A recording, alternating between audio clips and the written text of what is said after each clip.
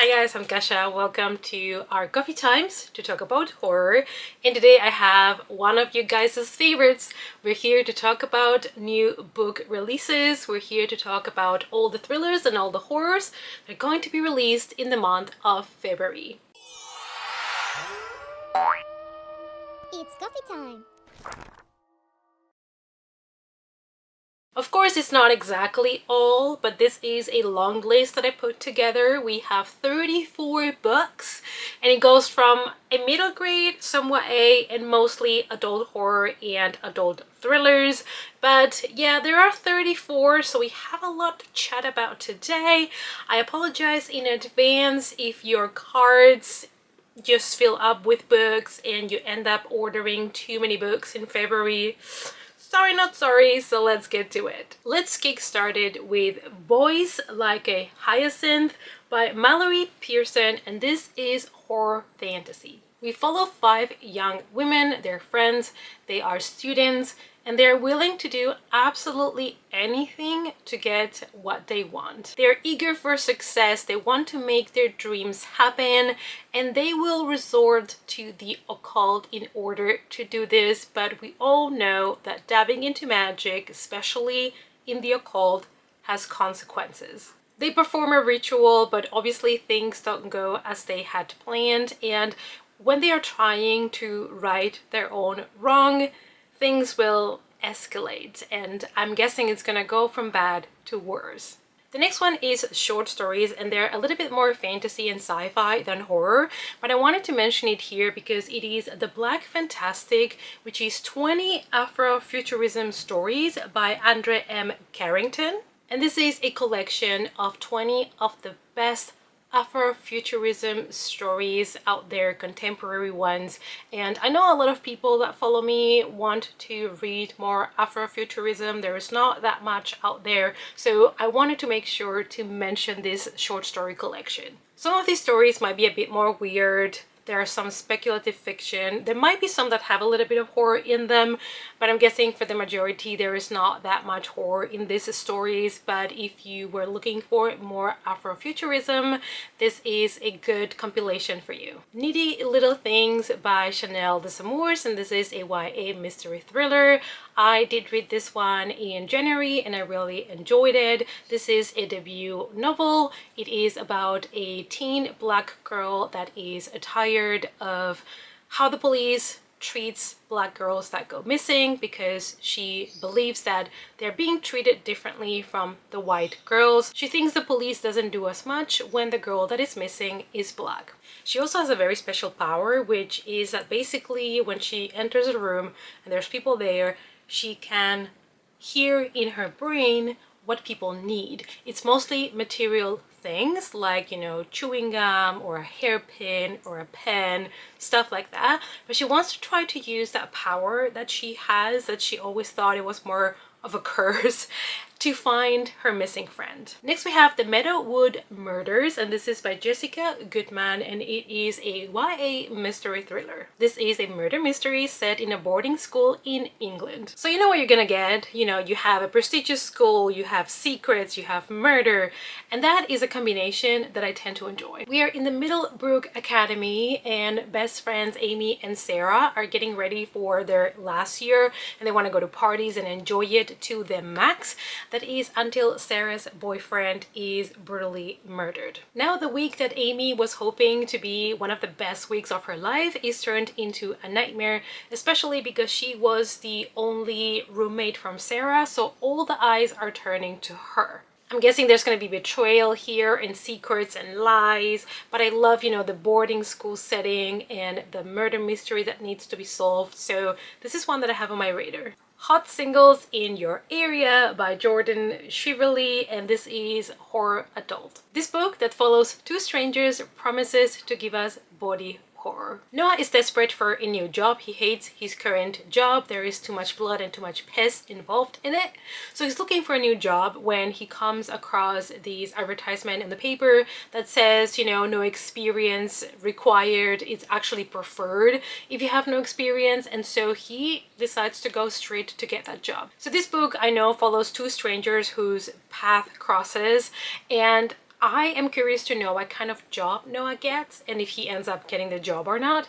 Because if you see somewhere on the newspaper an ad for a job and it says it's preferred that you have no experience, I mean, red flags, right? So this is a very interesting premise. The next one has a cover that I really enjoy, as well as a great title that I also really enjoy, and it's called Victorian Psycho. It is by Virginia Fato, and this is horror gothic historical fiction. We follow Winifred. She's prepared to become the perfect Victorian governess, and she starts working at a Victorian manor for a family, and she takes care of the kids, which are Drusilla and Andrew. She tells them bedtime stories, but also Winifred has another plan.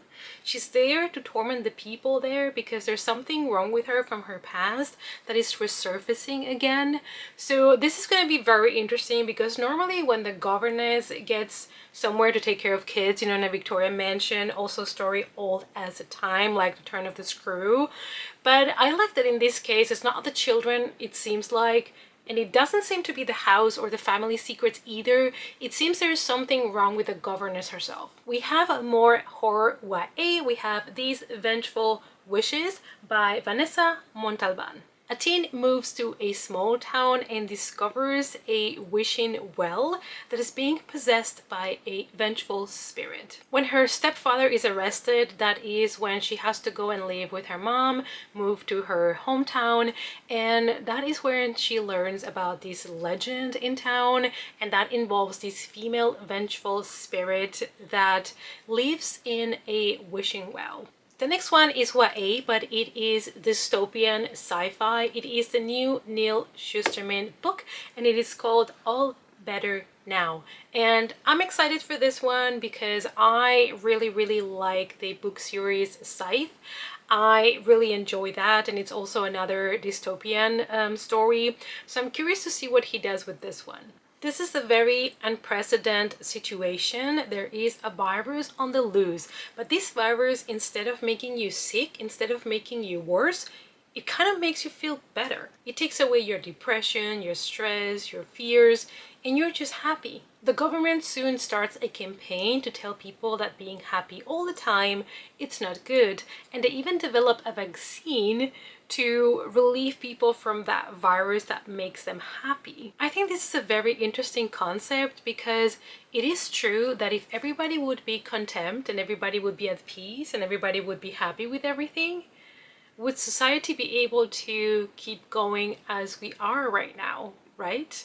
That is a very interesting concept, so I'm excited for this book. Next we have Listen to Your Sister by Nina Fiel, and this is a horror thriller. They say this is for fans of Jordan Peele and Stranger Things, so I'm already like, sign me up, thank you very much. 25-year-old Kala is really struggling because she has just become the legal guardian of her younger brother Jamie, and she's having a hard time to try to be the adult and take care of her brother.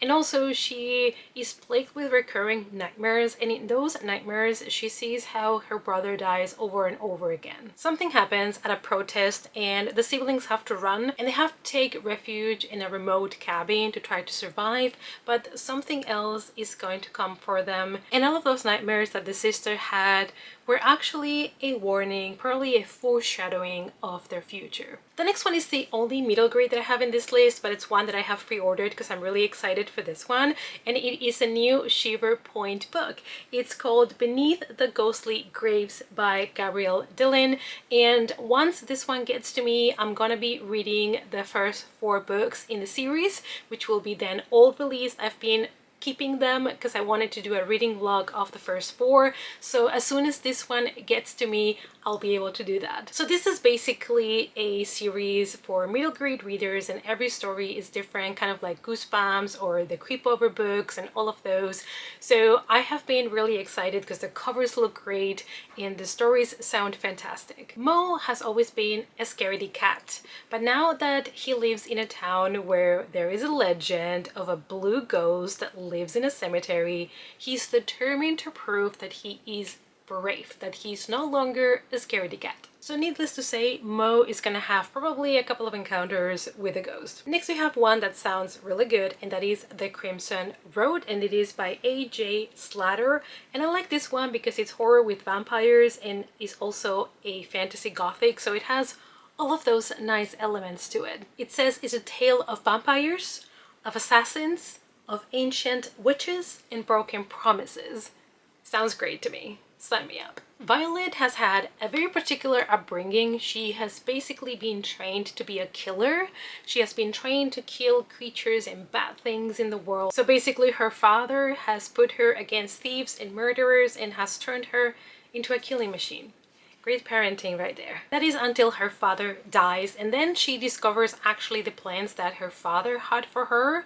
He wanted to send her to a very specific kingdom to try to fight an evil that took her brother when he was just born. So it's basically a journey, and we follow Violet, and she wants to get to the Dark Lanes, which is where she's supposed to go. She'll find friends and help along the way. So I'm guessing there's gonna be, you know, the witches and the vampires and all of these things. And I don't know, it sounds interesting. It sounds almost a little bit like The Labyrinth in a way. I don't know, but we shall see. This sounds interesting. Next we have The Pink Agave Motel and Other Stories by V. Castro, and these are horror short stories. This is a two-time Bram Stoker nominated author, and these are all short stories by the same author, obviously, where there's going to be the bizarre, the more gory, more intense, more violent stories as well. You can also expect a lot of these tales to be inspired by Mexican folklore. It seems we have a main story that follows Valentina that works at a hotel, and she's trying to solve a murder mystery, I think. And then there's the other stories that come around. So it sounds like a very interesting of editing this as a short story compilation. And I love when we have like a main story or a main thread, and then we have the other little stories here and there. I think it makes short story compilations a lot more dynamic and easier to digest. Next we have Beta Vulgaris, and this is by Margie Sarsfield, and it is horror fiction. So Elise and her boyfriend are in a pickle. They have a lot of debts, they have a lot of things to pay for, they can barely afford their apartment, and so they decide to go somewhere where they promise that after you work in the land collecting, I think it's some sort of beets, it is called sugar beets, then you will get your paycheck. So all you have to do is go to the fields and work there and collect these things, and then you will get paid. Sounds easy. But Elise will soon find out there is something wrong in this place. People are disappearing. She's getting a rush. She's getting threatening texts. Something is wrong in this place. Another horror adult book that we have coming out in February is Beauty in the Blood by Charlotte Carter. This is the tale of two families that are caught in the middle of a centuries-long curse. Ever since her mother's death, Sarah has felt like she's not herself anymore. She forgets things. She appears in places where she doesn't remember how she got to. She has strange urges. She loses track of time. So something is happening to her. The other woman that we follow is Yvonne, and she wants to change her life. She's been working as a guard in a women's prison for a very long time, and she finally wants to pursue cooking, which is something that she really enjoys. However, she agrees to help one of the inmates to try to figure out why her brother committed suicide, and she gets involved in the very same darkness that Sarah is going to go to. So these two women's stories are going to be interconnected. We're going now to a mystery thriller, and we have Beartooth by Callan Wick. Two brothers that live at the edge of Yellowstone agree to a desperate act of survival. We follow two brothers that are living in Yellowstone in a cabin, and they are struggling financially as well, especially after the passing of their father. They're desperate for money when the two brothers that are very different from each other get approached by a very strange man that makes them an offer. They agree, obviously, because they are desperate, but honestly, when you make a deal with the devil, expect the worst. We're staying in the mystery thriller area, in the adult mystery thriller, and we have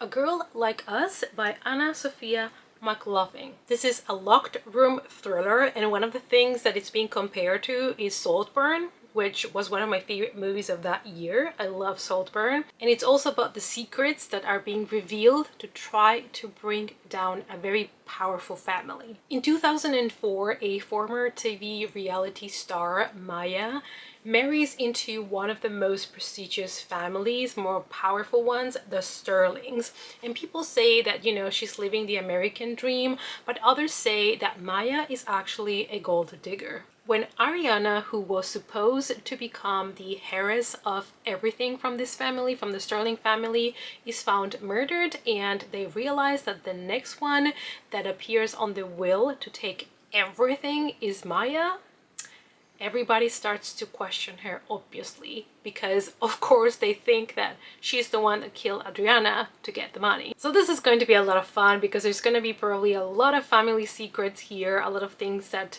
need to be uncovered, and it is about a rich, powerful family with secrets, which is always entertaining. And if it's anything at all like Saltburn, even like a smidgen like that movie, I'm sure I will enjoy it. We're staying kind of in the thriller section, but we have a thriller historical fiction now, and it's called The Last Hamilton by Jen Bregman. We have a similar plot here because we have the last heir of the Alexander Hamilton line, and it is killed in the subway. So it's supposed to be an accident, but in this kind of books you always question if it truly was an accident. Foul play is immediately suspected because obviously we have here again a powerful family with a renowned name and with money. So we have to figure out who killed Elizabeth, who was the last heir to this family. And also this book includes something that I really enjoy, which is a secret society. And we are still indeed staying on the mystery thriller because we have another one. We have Not Our Daughter by Chad Sanker. 13 years ago, Cole and Lisa were fostering an infant with the hopes of adopting her in the end. And overnight, the infant's mother showed up at their doorstep and she begged them to adopt a daughter to take care of her before she bled to death on their doorstep. So because they knew how it was gonna look like, they decided to flee with the baby. But the longer they hid, the guiltier they looked, obviously. Now they live in another town under assumed identities. Nobody knows about their past and what happened, and they have adopted a daughter. However, Colin is again kind of accused of another murder, so they're gonna have to flee again. However, this time they're going to be chased.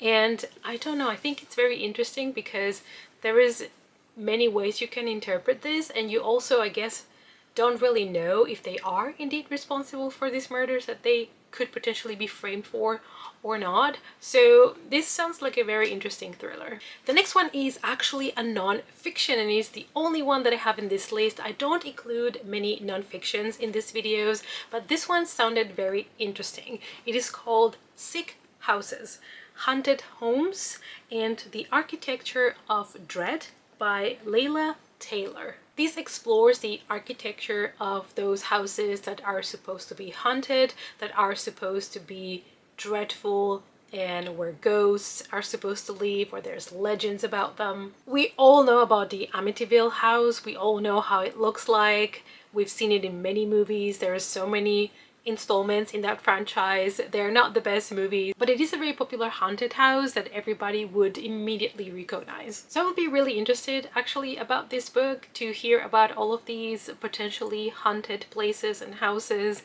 and how that relates to horror in general, like horror movies. Now we go back to fiction and we have horror short stories. It is called The Poorly Made and Other Things by Sam Rebellin. So all of these stories are based on the Renfield County, like there's something wrong in the water, there's something wrong in the place. And of course it's set in the minds of the residents, the people that might have went crazy, but why? So these are the stories of the people that live there and what happened to them. It explores loneliness and grief, but of course it also offers a lot of horror. The next one is horror romance, which is something that, you know, sometimes works for me, but it depends on the book. But I did want to mention this one here. It is called The Spirit Collection of Thornhole by J.Ann Thomas. This is a gothic fantasy where we follow a young woman that is forced to live in this place that is frozen in time and it is haunted. So Elegy bears the curse of her family to preserve this house as it was in the 19th century, and she also has to live then with ghosts. Basically, the family curse is that they have to live in this house and they have to preserve it.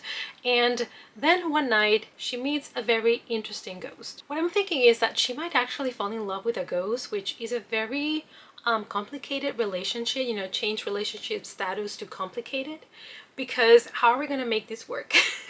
So I don't know, it sounds interesting. Again, it's one of those books where you have the typical haunted house, you know, somebody that is in there knowing that it's haunted, there's ghosts, but what happens if you fall in love with one of those ghosts? That is an interesting take. Next we have Symbiote, and this is by Michael Nayak, and it is sci-fi horror. Now, I think this is more sci-fi, but I wanted to mention it because when I was reading the synopsis of what this book was about, I'm like, it's giving the Thing vibes, and that is a very loved story. And I know there might not be so many horror books out there that have that same feeling, so hopefully this one takes us back. We're in the middle of World War III, and we have scientists that are currently in the South Pole.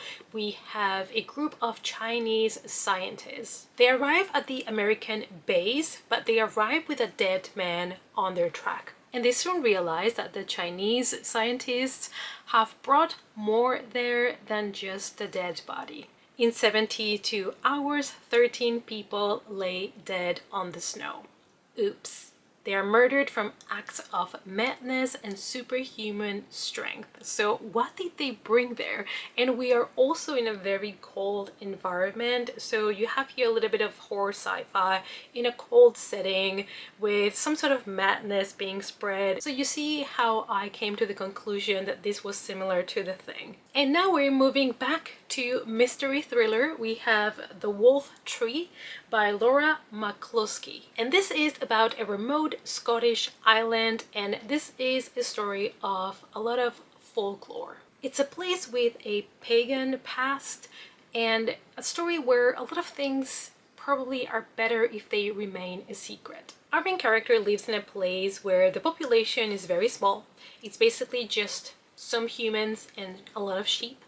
But that town is well known for 3 very mysterious disappearances. So 3 of the lighthouse keepers disappeared back in 1919. But now a young man is found dead inside of the lighthouse, so they have to open an investigation. Next we have Scuttler's Cove, then this is by David Barnett, and it is adult horror. The sea never forgets and the sea never forgives, and we are in a small coastal town. Now, the people that have been living here for their whole lives, that live in cottages, they have a humble life, they're being threatened because organizations are buying the place, are buying the houses, and the rent and everything, the prices are going up so fast that they are unable to afford it. One of our main characters is Marin Moon, and she comes back to her town, to the coastal town, and realizes that things have changed a lot and there seems to be something really wrong with this place. She decides to move back simply because her mother has passed away and she wants to go back to her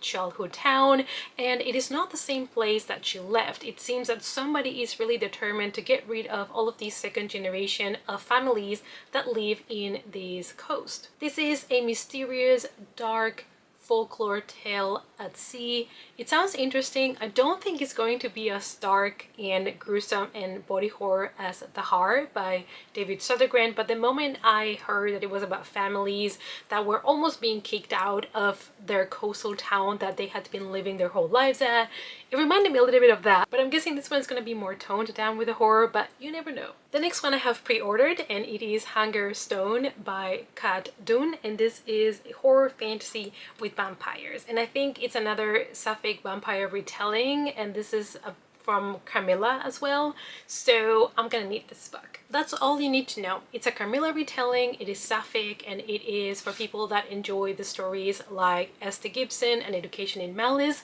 That is also a Camilla retelling, and you guys know how much I love that book, so I am really excited about this one. Now, I am gonna be in Spain for the second half of February, so I don't know if I'm gonna get this one on the mail before I leave. I don't think so, because it comes out on the 13th and I'm leaving for Spain on the 16th. But if it comes on time by some sort of miracle, I will take it with me to Spain. I don't like to take too many physical books with me when I travel, but I will make an exception for this one. The next one is a regular mystery thriller, and we have Hollow Ground by Freya Wallace. A school teacher disappears without a trace after a weekend trek, and we follow a detective as he is investigating the case and realizes that it has a lot in common with another case that he had before. He starts investigating the case and realizes that the two women that disappeared, the other one disappeared just 6 months ago,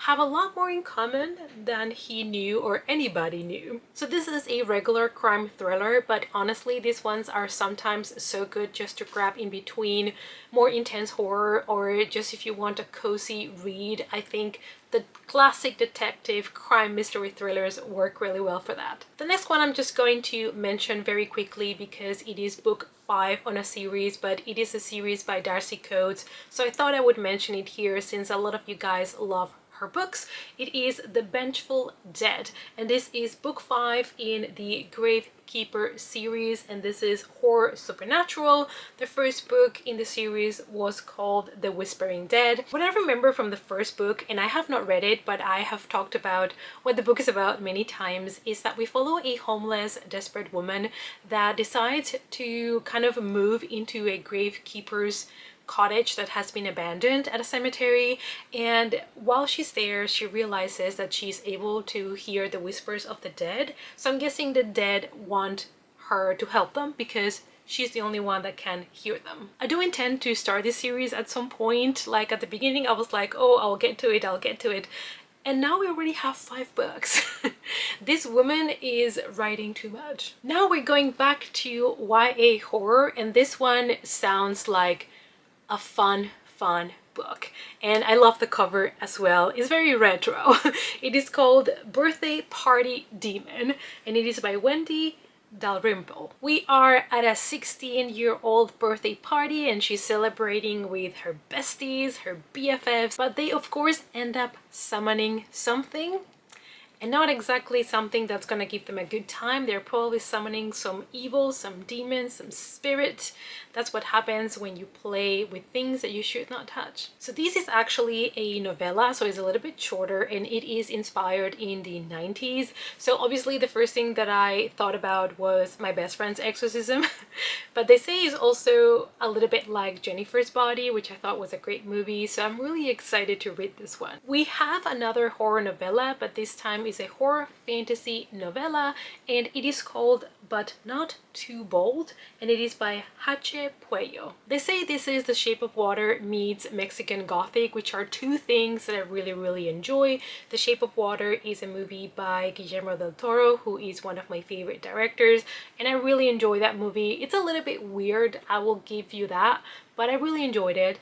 And I also really loved Mexican Gothic. It reminded me to Dracula by Bram Stoker, and it has such good atmosphere, such a good Gothic tale. So having those two comparisons already makes this book very promising. Now this is a novella, so it is very short, so I am hoping to get to it at some point. Based on the plot about a key keeper that has been devoured by a creature that has taken over. Like if you read the plot, the summary that you get on Goodreads, this sounds like a very fantasy heavy novella.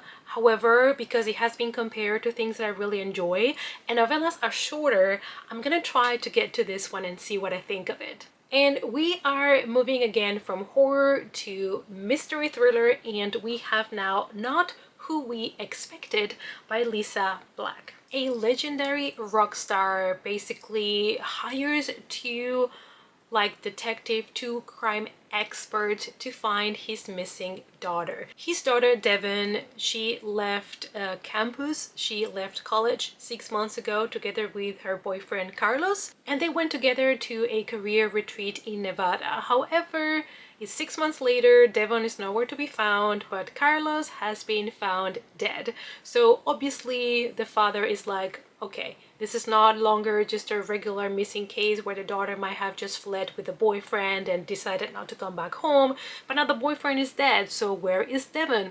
And that's why he hires two experts to try to find and track down the daughter. We're staying in mystery, but we have a YA mystery thriller, and it is called The Quiet Unraveling of Eve Ellaway by Melanie Huyenga.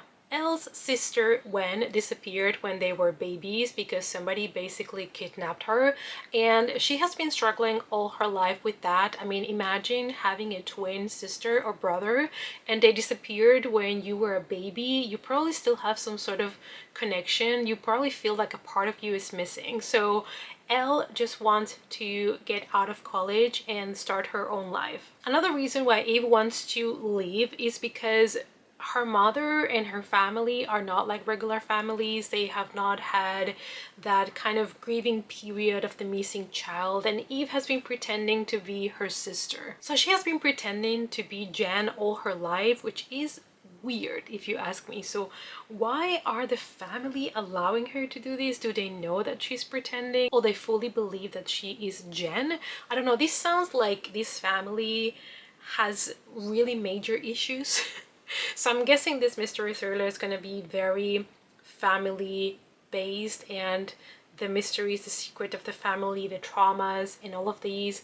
But I also would like to know who took the sister when they were babies, who kidnapped her, and is Jen still alive? Is she? We will have to see. Moving on to a horror mystery thriller, we have Something in the Walls by Daisy Pierce. We follow Mina. She is a child psychologist and she has very little experience, so she's focusing her energy towards, her future marriage and her life, when she gets a very interesting job offer that is to help with a 13-year-old girl. That is Alice Weber, the 13-year-old girl that claims that a witch is hunting her. Mina thinks this is a very weird case, but she decides to take it because she obviously needs the experience. But instead of improving when Mina is there, actually the behavior gets worse and worse, so Alice gets worse. And the town where Alice lives is a very superstitious town, and they do believe in witchcraft. Another thriller that is coming out in February is Everyone is Lying by Holly Down. We follow a woman that is very uncertain of her life. She doesn't remember exactly where she is, what happened to her, but she does have memories of a husband and a child, so she believes that she had them in the past. She asks people about them, but everybody tells her that they don't exist, and she doesn't know what to believe anymore. She doesn't know what's true. She doesn't know who's saying the truth or who is lying to her. Apparently she had an accident, and when she wakes up, somebody says, "Hey, I'm your sister." She doesn't recognize this person, but she still has that lingering feeling. She has those faces of a man and a baby that she believes is the husband and her baby. So this is very intriguing to me because I love memory loss stories. For some reason, there is something so disturbing and something so interesting when somebody is missing memories, information in their brain. There can be so many different reasons why, but also then you have kind of like an unreliable character because they don't know what happened to them. Their memory is gone.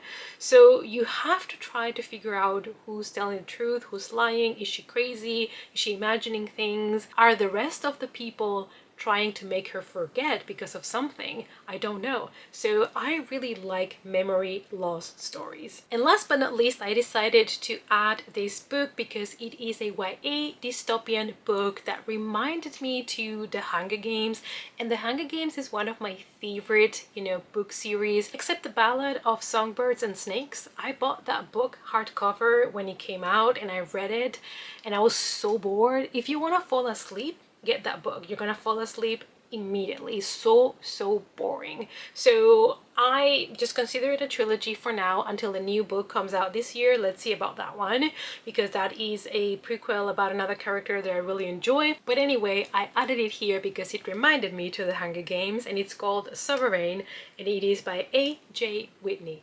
Number 332 is about to be sacrificed. It is a teen with no name, and she and other 9 teens will be left alone in the fields as a sacrifice. They are orphans, and that is the way that the town has to deal with whatever they have to sacrifice these poor children to. That is what the town has done for the past 3 centuries, so they are not about to change their ways because everything has worked out just fine. But at some point the town elders start to question these kind of offerings to the gods, and if everything still makes sense, if they should keep doing it. And I think this is a very interesting conversation, and I'm excited to know why are these kids orphans being sacrificed? How do they get a hold of these orphans, because they're someone's child, right? And I believe the sacrifices happen only every 10 years, but they do sacrifice, I think, 10 teens, so 10 for the 10 years. So I don't know, I'm excited to know the whys and the whos and all of that. And I think this is short, this is under 300 pages, so I'm hoping to get to this one as well, because I'm kind of craving something similar to the Hunger Games now. Alright you guys, so these were the 34 mystery thrillers and horror books that are coming out in February that I had on my list. I hope that you enjoyed this video. Let me know down below if there's any other horror book that I missed that is coming out in February that you think I will enjoy. Thank you guys as always so much for watching, and I hope to see you all as always in our next coffee time. Bye!